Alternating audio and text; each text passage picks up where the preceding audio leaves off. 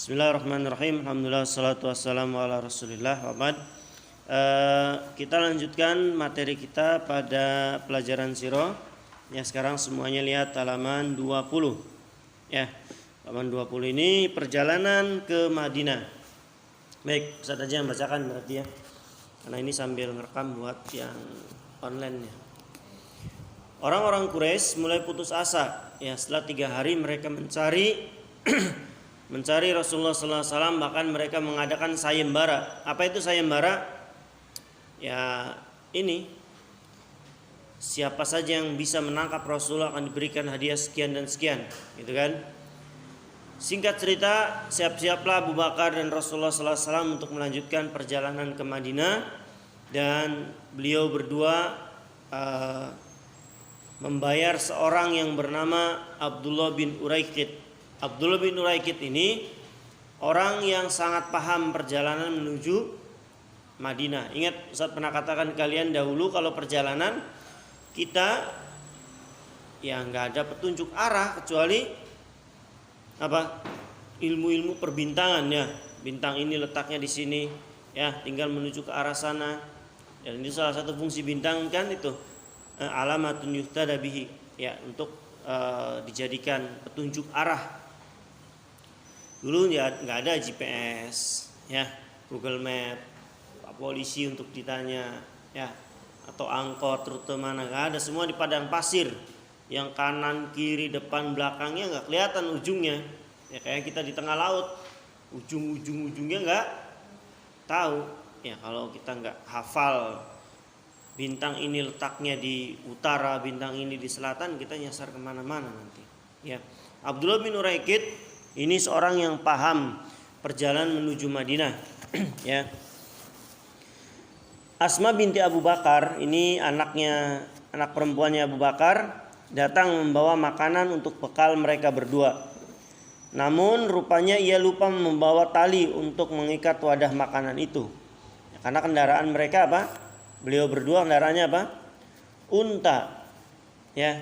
Jadi nggak bisa disangkutin kecuali dengan tali, jadi diikat. Misal ini sama ini ya, nanti diikat ujung sini sama ujung sini, nanti ada talinya dinaikin ke punggung unta ya. Kebayang ya? Tanpa berpikir panjang, Asma binti Abu Bakar melepas tali ikat pinggangnya lalu merobeknya menjadi 2 bagian ya. Beliau Asma binti Abu Bakar bawa ikat pinggang, lagi pakai ikat pinggang, disobek jadi 2, dibelah 2 ya. Satu buat mengikat wadah makanan itu, satu lagi diikatkan di pinggangnya ya. Jadi satunya dipakai di pinggangnya lagi, satu lagi dipakai untuk mengikat makanan. Karena itulah ia dijuluki Datun Nitaqain. Apa julukan Asma binti Abu Bakar? Datun Nitaqain, atau wanita yang memiliki 2 ikat pinggang ya. Rasulullah bersama Abu Bakar menempuh jalur yang jarang dilewati orang. Jalur yang pertama kali ditempuh adalah arah selatan menuju Yaman. Setelah itu mengarah ke pesisir Laut Merah. Tuh kan. Ya, karena tadi dulunya Rasulullah waktu malam itu mengambil jalur yang berlawanan kan. Tujuannya untuk menghindari kejaran orang kafir Quraisy. Selama perjalanan banyak kejadian yang beliau alami. Abu Bakar biasa membonceng di belakang Nabi. Sosok Abu Bakar sudah dikenal oleh banyak orang. Ya, justru di luar Mekah yang lebih terkenal tuh Abu Bakar. Orang sudah banyak tahu Abu Bakar.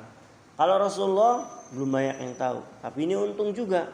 Ingat, karena Rasulullah sedang diburu kan. Kalau tahu itu Rasulullah agak susah juga untuk keluar. Sedangkan Rasulullah masih jarang yang mengenalnya ketika itu. Namanya sih sudah terkenal, cuman mukanya ini Muhammad sallallahu alaihi wasallam rata-rata belum pada tahu. Di tengah perjalanan mereka bertemu seorang laki-laki. Ia pun bertanya kepada Abu Bakar. Ya, ada laki-laki. Ya, nanya ke Abu Bakar, "Siapa orang yang ada di depanmu?" Ya. "Oh, dia adalah yang menunjukkan jalan kepadaku." Gak dibilang Rasulullah. Kenapa? Ya kalau dibilang Rasulullah lagi jadi buronan saat itu kan, lagi diburu oleh orang. Abu Bakar nggak bohong di sini. Abu Bakar bilang ketika ditanya siapakah itu yang depanmu, Abu Bakar bilang yang menunjuki jalan.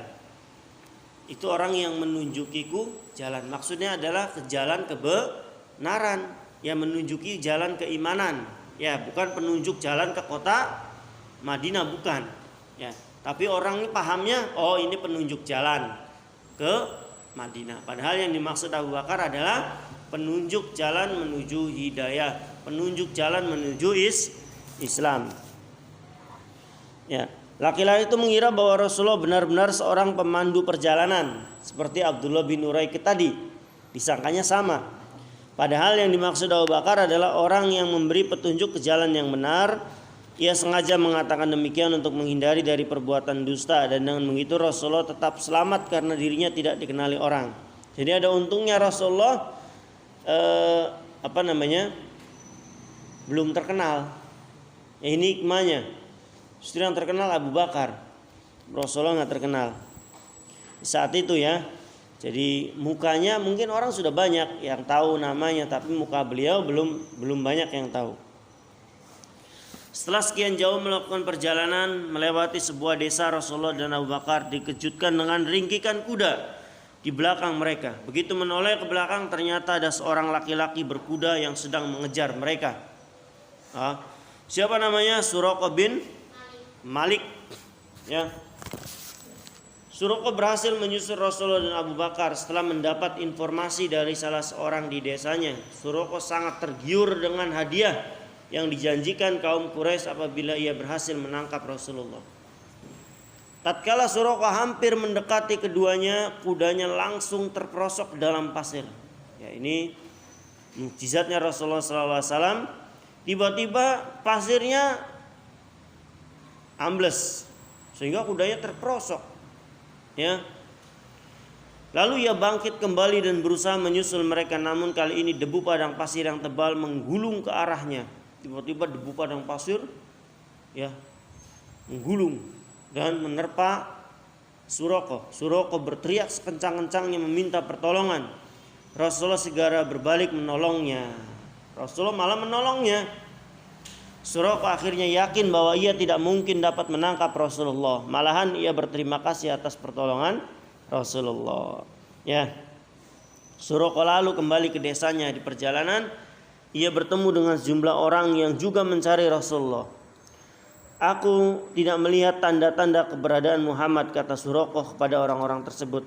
Silahkan kalian pulang saja. Sekarang Suraqah malah membela Rasulullah karena diselamatkan tadi. Ya, inilah kebaikan Rasulullah. Padahal kalau Rasulullah SAW saat itu tidak menolong, terus Suraqah ditolong orang lain, Suraqah tambah dendam pada Rasulullah. Ya. Karena saat Suraqah sedang susah, Rasulullah malah meninggalkannya. Ya. Pasti ketika Suraqah dibebaskan atau diselamatkan yang lain, Suraqah marah dan mungkin bergabung dengan yang lain untuk menangkap Rasulullah. Tapi Rasulullah malah menolong. Sehingga Suraqah merasa malu dan dia membalas kebaikan Rasulullah SAW dengan mengatakan, aku tidak melihat tanda-tanda keberadaan Muhammad. Rasulullah dan Abu Bakar sudah melewati perjalanan hampir 130 kilo. Wow, 130 kilo.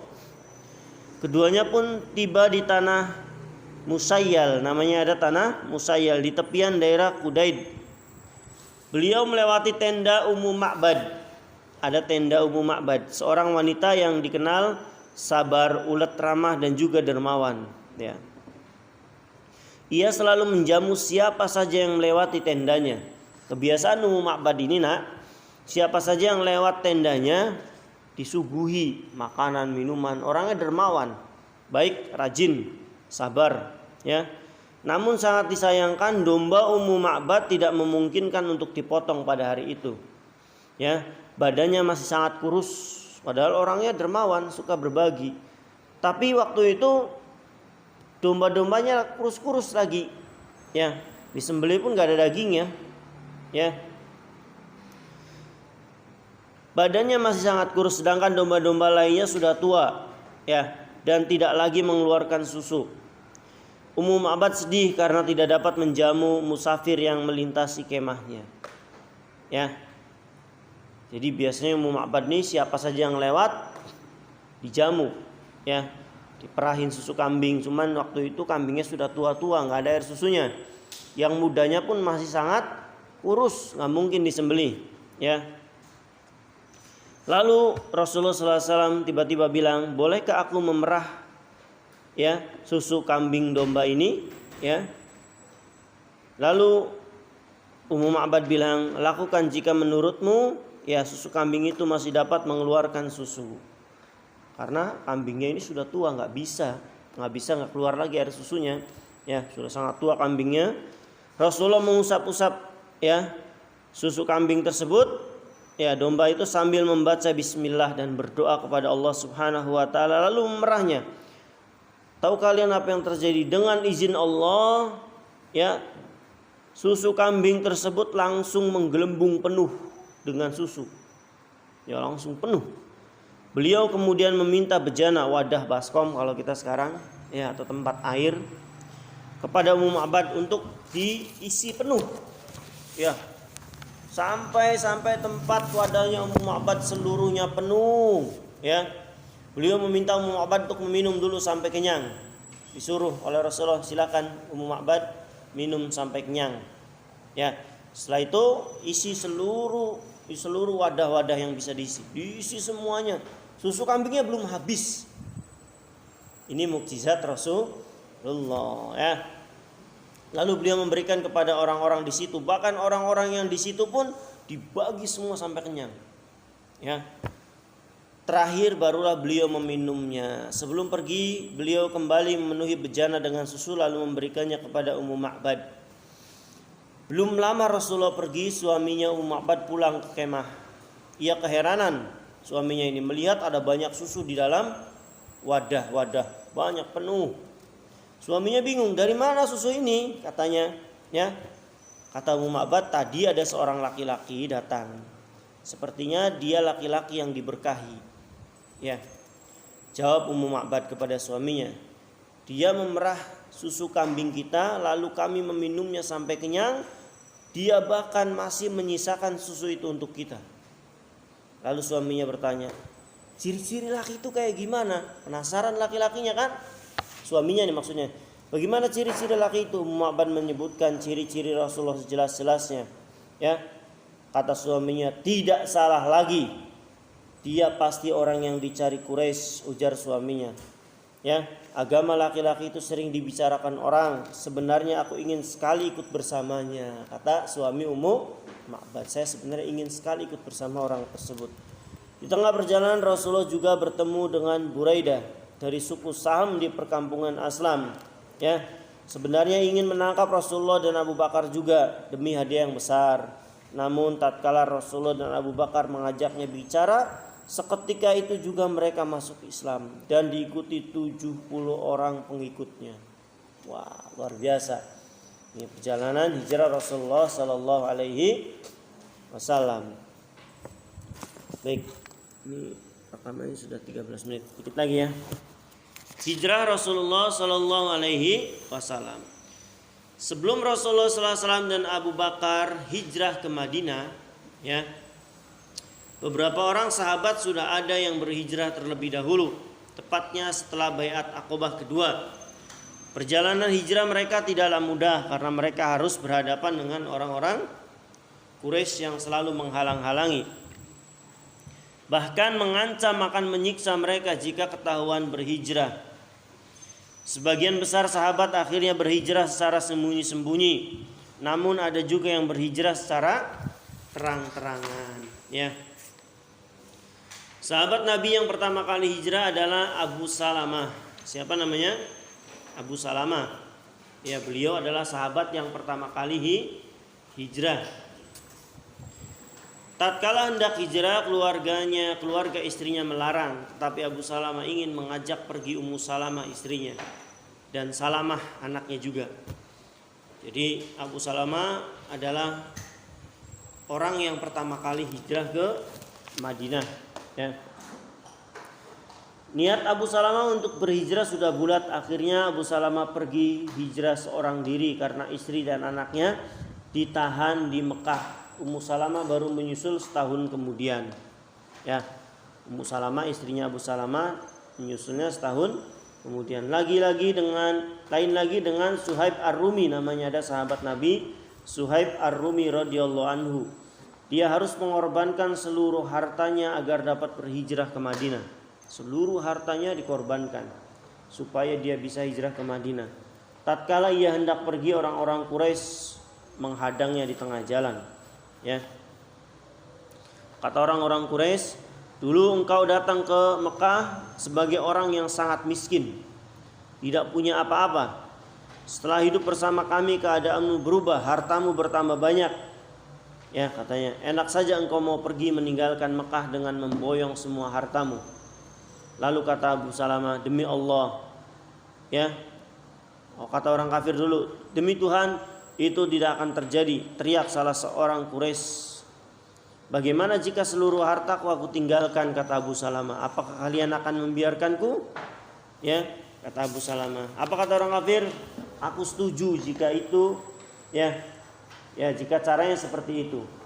Balas salah seorang dari mereka. Akhirnya Abu Salamah diizinkan ke Madinah, tapi seluruh hartanya disita, dirampas oleh orang kafir Quraisy. Ya. Lain halnya dengan Umar bin Khattab. Beda lagi dengan Umar. Ya, kita tahu Umar ini terkenal dengan ketegasannya. Ya, bahkan jin pun takut terhadap Umar, kan? Beda kalau Umar, yang lain ngumpet-ngumpet, yang lain takut-takut. Umar selama ini dikenal sebagai seorang petarung hebat di masyarakat Quraisy. Umar tidak pernah takut menghadapi ancaman orang Quraisy karena ia berhijrah secara terang-terangan. Malah ia pergi menemui para pemuka Quraisy yang sedang bersantai di samping Ka'bah. Kalau Umar beda lagi, malah sengaja nantang. Ya, kata Umar, saya mau hijrah. Ya, ditemui para pemimpin Quraisy yang saat itu sedang berkumpul di dekat Ka'bah. Dengan lantang ia berkata, siapa yang ingin istrinya, ya, siapa yang ingin meninggalkan, maksudnya siapa yang mau mati sekarang dan istrinya sendirian. Ya, di sini bahasanya kurang bagus. Siapa yang ingin istrinya menjadi janda, ya, itu maksudnya kamunya harus mati dulu sini sama saya, biar istrimu sendirian, atau anaknya menjadi yatim. Tunggu aku di gerbang kota Makkah. Maksudnya adalah siapa yang menghalangiku hijrah, dia akan mati. Kalau dia mati, anaknya nanti jadi anak yatim. Itu gampangnya, ya. Mendengar tantangan Umar, semua orang menjadi gentar. Ya, orang kafir Quraisy malah takut. Tidak ada seorang pun yang berani mencegahnya untuk berhijrah ke Madinah. Ya. Nah, sekarang hikmah peristiwa hijrah. Hikmahnya banyak, ya. Hijrah bukan sekedar berpindah dari satu tempat ke tempat yang lain. Hijrah yang sebenarnya adalah berubah untuk menjadi lebih baik, ya, demi menjaga keimanan dan ketakwaan kepada Allah, ya. Ia menggambarkan tekad yang besar dan semangat yang tinggi untuk menuju tujuan yang mulia. Karena perjalanan dari Mekah ke Madinah bukan perjalanan yang dekat, ya. Butuh waktu berhari-hari untuk sampai ke sana, ya. Dan tadi perjalanannya bukan kayak sekarang. Dulu di padang pasir yang ketika ada badai pasir, ya, ngeri, ya. Ketika ada angin yang besar juga serem, dan arahnya nggak tahu kita, ya. Kecuali orang-orang yang sudah paham. Hijrah memerlukan pengorbanan yang sangat besar. Semua itu harus diniatkan demi meraih keridhaan Allah. Dan karena kecintaan kepada Rasulullah SAW, begitulah cita-cita yang besar pastilah membuahkan pengorbanan yang besar, ya. Jadi tujuan hijrah ini untuk menyelamatkan agama Islam. Karena saat itu agama Islam di Mekah sudah tidak bisa berkembang. Ya, mereka sudah mulai menyiksa Rasulullah, menyiksa sahabat-sahabat beliau, ya, setelah meninggalnya paman beliau Abu Thalib. Baik, sekarang evaluasinya, waktunya nggak ada lagi, ya, 5 menit. Insya Allah pekan depan kalau enggak kita bahas evaluasinya. Silakan diisi dulu secukupnya waktunya.